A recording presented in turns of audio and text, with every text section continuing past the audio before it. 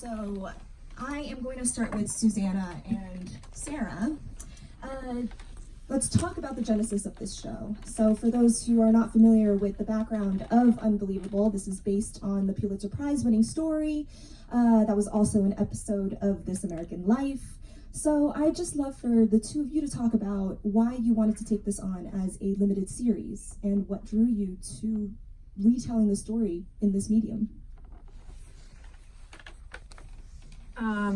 A few reasons. I mean, the first was just sort of a gut instinct to spend more time and energy thinking about the characters involved and the issues that it raised. But it also seemed like it was just a really rare piece of material that had a really profound look at some serious and pervasive issues in our culture, and at the same time had a wildly propulsive story. You know, an actual tale attached to it that you would want to stick with and would carry you through. So it seemed like a great combination of excellent storytelling and really important underlying issues. And the idea of being able to magnify it was done so well as both an article and a book and then as a podcast, but the idea of being able to magnify it into 190 countries and get share this message with a whole bunch of cultures in the world seemed really exciting too.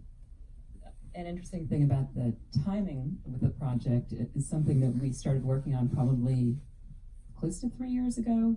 It was before Time's Up and the height of the Me Too moment, and the story was so well reported and, unfortunately so completely relevant regardless of those important movements.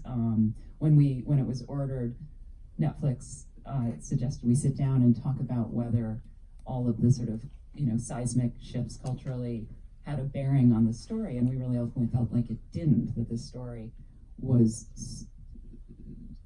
unfortunately one that was relevant 10 years ago, 5 years ago, today very much so. And as Susanna said, it was just so beautifully reported in such an in-depth way. We came across it, so did Islet Waldman and Michael Chabon and Katie Couric, all very much simultaneously, and jumped in on the rights to it together, shared that passion for it, as did CBS and Netflix. So Susanna, when we had chatted a few weeks ago about this show, you talked about assembling the writer's room and researching the story all over again, because it is quite complex. You've got these two different timelines and multiple cases. I'd love for you to share a little bit of what it looked like. By it, I mean the writer's room, and with all the timelines and how you pieced it all together. Sure, and I want to mention, you saw parts of episodes 1 and 2. In episode 1, I co-wrote with Islet Waldman and Michael Chabon. So they were part of the writer's room, and two other wonderful writers, Jen Scher and Becky Mode.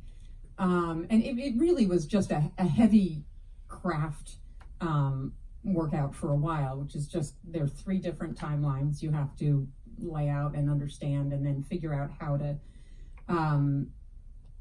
plot them and organize them in a way that makes for really propulsive storytelling. So that's just the craft part of it, and that's just sort of, if there are any writers in the room, that's just rolling up your sleeves and doing it. And then within that, there are all the other considerations. Why are you telling the story? What are the points you want to make, and how are the characters going to help you do that? I try to make sure that any message in a story doesn't land with a heavy author fist, but comes genuinely in the moment out of a character. So the points that we were really sure we wanted to make, they actually came from the story, and then just finding the places within the story to give it that resonance and depth. But it's messy, and it's just timelines all around the edges of the